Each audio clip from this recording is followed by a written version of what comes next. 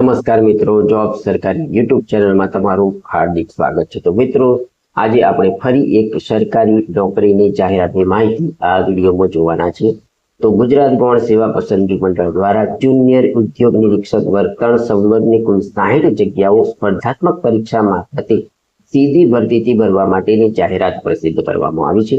તો આપણે આ વિડીયોની અંદર આ જાહેરાતમાં તમારી અરજી કેવી રીતના કરવાની છે, શૈક્ષણિક લાયકાત શું રહેશે, વય મર્યાદા કેટલી રહેશે, પસંદગી પામતા ઉમેદવારોને પગાર ધોરણ કેટલો રહેશે તેની સંપૂર્ણ માહિતી અહીં મેળવી। ગુજરાત ગૌણ સેવા પસંદગી મંડળ ગાંધીનગર દ્વારા ઉદ્યોગ અને ખાણ વિભાગના નિયંત્રણ હેઠળના ઉદ્યોગ કમિશનર શ્રીની કચેરી હસ્તકની જુનિયર ઉદ્યોગ નિરીક્ષક વર્ગ 3 સંવર્ગની કુલ 60 જગ્યાઓ સ્પર્ધાત્મક પરીક્ષા મારફતે સીધી ભરતીથી ભરવા માટેની પ્રક્રિયામાં પસંદગી યાદી તૈયાર કરવા માટે ઉમેદવારો પાસેથી ઓજસ વેબસાઇટ મારફતે ઓનલાઈન અરજીઓ મંગાવવામાં આવે છે।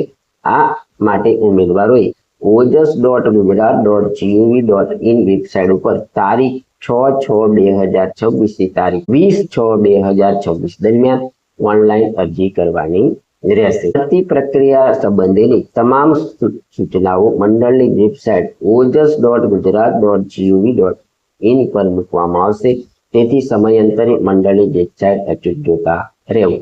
ઉમેદવારોએ ઓનલાઈન અરજી કરતા સમયે પોતાના અસલ પ્રમાણપત્રો પોતાની પાસે રાખવા જરૂરી છે, જેથી અરજી પત્રકમાં સાચી માહિતી ભરી શકાય।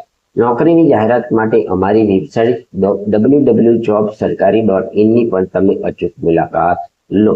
જુનિયર ઉદ્યોગ નિરીક્ષક વર્ગ 3 સંવર્ગની કુલ જગ્યાઓમાં કેટેગરી પ્રમાણે કેટલી જગ્યાઓ ફાળવવામાં આવી છે તેની માહિતી અહીં મેળવી।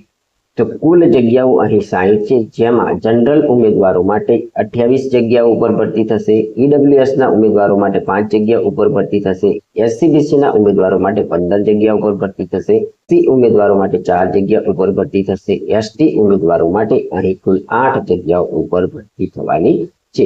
મિત્રો, અહીં બાજુમાં તમને મહિલા ઉમેદવારો માટેની પણ જગ્યાઓ આપવામાં આવી છે, તે તમારે અહીં જોઈ લેવાની રહેશે। જુનિયર ઉદ્યોગ નિરીક્ષકની જગ્યામાં અરજી કરવા માટેની શૈક્ષણિક લાયકાતની માહિતી મેળવીએ તો ઉમેદવાર ભારતમાં કેન્દ્ર અથવા રાજ્ય અધિનિયમ દ્વારા સ્થાપિત અથવા અંતર્ગત કોઈપણ યુનિવર્સિટી સંસ્થામાંથી મેળવેલી એન્જિનિયરિંગ અથવા ટેકનોલોજીમાં સ્નાતકની ડિગ્રી ધરાવતા હોવા જોઈએ। મિત્રો, અહીં ખાસ નોંધ લેવાની કે સિવિલ એન્જિનિયરિંગની ડિગ્રી સિવાયના ઉમેદવારો અહીં અરજી કરી શકે છે। ગુજરાત સિવિલ સર્વિસ વર્ગીકરણ નિયમ 1967 માં નિર્ધારિત કમ્પ્યુટર એપ્લિકેશનનું મૂળભૂત જ્ઞાન પણ ઉમેદવાર ધરાવતા હોવા જોઈએ।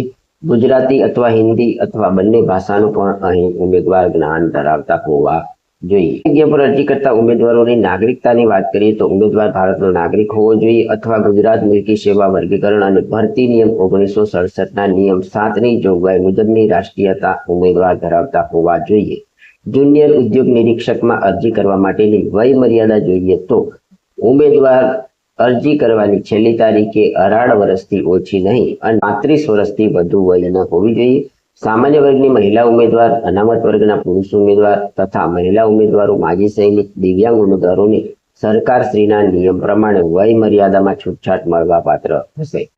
ઉદ્યોગ નિરીક્ષકની જગ્યામાં પસંદગી પામતા ઉમેદવારોને પગાર ધોરણ કેટલો મળવાપાત્ર થશે તે જોઈએ તો પ્રથમ 5 વર્ષ માટે પ્રતિ માસ 40,800 ના ફિક્સ પગારથી નિમણૂક અપાશે, તેમજ ઉક્ત ઠરાવના અન્ય લાભો પણ ઉમેદવારને મળવાપાત્ર થશે। નિમાયેલા ઉમેદવાર 5 વર્ષના અંતે ઉમેદવારની સેવાઓ સંતોષકારક જણાયેથી સંબંધિત કચેરીના 7મા પગાર પંચના 29,200 થી 92,300 લેવલ 5 ના પગાર ધોરણમાં નિયમિત નિમણૂક મળવાપાત્ર થશે। જુનિયર ઉદ્યોગ નિરીક્ષકની જગ્યામાં ભરતી કરવા માટેની પરીક્ષા પદ્ધતિની માહિતી મેળવીએ તો સીધી ભરતીથી જગ્યાઓ ભરવા માટે ઠરાવેલી પરીક્ષા પદ્ધતિ અનુસાર પરીક્ષા એક તબક્કામાં હેતુલક્ષી MCQ પ્રકારના પ્રશ્નોવાળી OMR પદ્ધતિની સ્પર્ધાત્મક પરીક્ષા લેવામાં આવશે। આ પરીક્ષા પાર્ટ A અને પાર્ટ B એમ 2 ભાગમાં લેવામાં આવશે।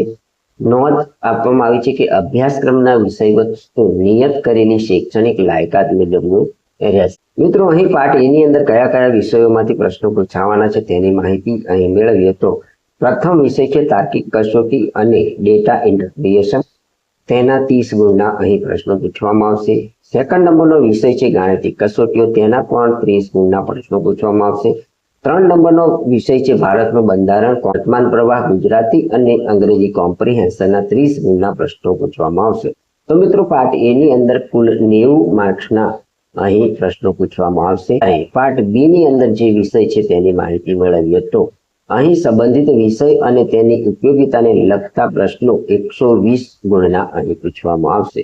મિત્રો અહીં પાર્ટ એ અને પાર્ટ બી બંને મળીને કુલ 210 ગુણના પ્રશ્નો તમને પેપરમાં પૂછવામાં આવશે. તેમાં મેળવેલા ગુણના આધારે અહીં પસંદગી યાદી તૈયાર કરવામાં આવશે.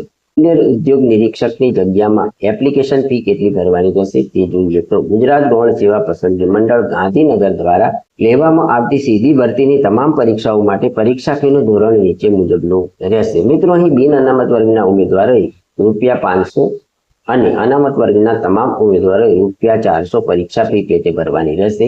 પરીક્ષામાં ઉપસ્થિત રહેલા તમામ ઉમેદવારોને પરીક્ષા ફી અહીં પરત કરવામાં આવશે. ઓનલાઈન પરીક્ષા ફી ભરવાની છેલ્લી તારીખ 22/6/2026 રહેશે. ત્યારબાદ મંડળ દ્વારા કોઈ પણ સંજોગોમાં કોઈ પણ રીતે પરીક્ષા ફી સ્વીકારવામાં આવશે નહીં. જુનિયર ઉદ્યોગ નિરીક્ષકની જગ્યામાં અરજી કેવી રીતના કરશો તેની માહિતી મેળવીએ તો આ જાહેરાતમાં અરજી કરવા માંગતા ઉમેદવારોએ ઓનલાઈન અરજી કરવાની રહેશે. આ માટે ઉમેદવારોએ ojas.gujarat.gov.in વેબસાઇટ પર તારીખ 6/6/2026 થી તારીખ 20/6/2026 દરમિયાન ઓનલાઈન અરજી કરવાની રહેશે. અરજી પત્રક ભરવા માટે ઉમેદવારોએ નીચે મુજબના સ્ટેપ અનુસરવા પડશે. જો મિત્રો તમે પોતાનું ફોર્મ પોતાની જાતે ભરવા માંગતા હોય તો અહીં આપેલા સ્ટેપનો યોગ્ય અભ્યાસ કરી અને તે પ્રમાણે ફોર્મ ભરશો તો તમે પોતાનું ફોર્મ પોતાની જાતે પણ ભરી શકો છો. તો સૌ પ્રથમ સ્ટેપ છે ojas.gujarat.gov.in વેબસાઇટ ઉપર જવાનું રહેશે. ત્યારબાદ ઓનલાઈન એપ્લિકેશનમાં એપ્લાય પર ક્લિક કરવું અને GSSSB સિલેક્ટ કરવાનું રહેશે. 3 નંબરના સ્ટેપની અંદર ઉમેદવારી જુનિયર ઉદ્યોગ નિરીક્ષક વર્ગ 3 સંવર્ગની જાહેરાતમાં ઉમેદવારી કરવા માટે જાહેરાત ક્રમાંકના જાહેરાત સંવર્ગના નામ પર ક્લિક કરી એપ્લાય પર ક્લિક કરવું. ત્યારબાદ સ્ક્રીન પર મોર ડિટેલ અને એપ્લાય નાઉ ઓપ્શન ખુલશે, જેમાં મોર ડિટેલ પર ક્લિક કરવાથી વિગતવાર જાહેરાતની વિગતો જોવા મળશે, જે ઉમેદવારી વાંચી જવાની રહેશે. 4 નંબરના સ્ટેપની અંદર એપ્લાય નાઉ પર ક્લિક કરવાથી નવી વિન્ડો ખુલશે, જેમાં સ્કીપ પર ક્લિક કરવાથી એપ્લિકેશન ફોર્મેટ ખુલશે, જેમાં સૌ પ્રથમ પર્સનલ ડિટેલ ઉમેદવારે ભરવાની રહેશે. 5મા નંબરના સ્ટેપની અંદર પર્સનલ ડિટેલ ભરાઈ ગયા બાદ એજ્યુકેશનલ ડિટેલ ઉમેદવારે ભરવાની રહેશે. 6 નંબરના સ્ટેપમાં ઇન્સ્યોરમાં દર્શાવેલી શરતો સ્વીકારવા માટે યસ સિલેક્ટ કરી સેવ પર ક્લિક કરવું. હવે અરજી પૂર્ણ રીતે ભરાઈ ગઈ છે.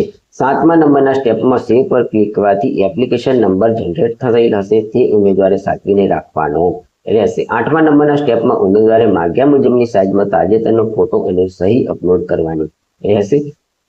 9મા નંબરના સ્ટેપમાં કન્ફર્મ એપ્લિકેશન પર ક્લિક કરો અને એપ્લિકેશન નંબર તથા બર્થડે ટાઈપ કર્યા બાદ ઓકે પર બેઝિક ડિટેલ અને કન્ફર્મ એપ્લિકેશન દેખાશે.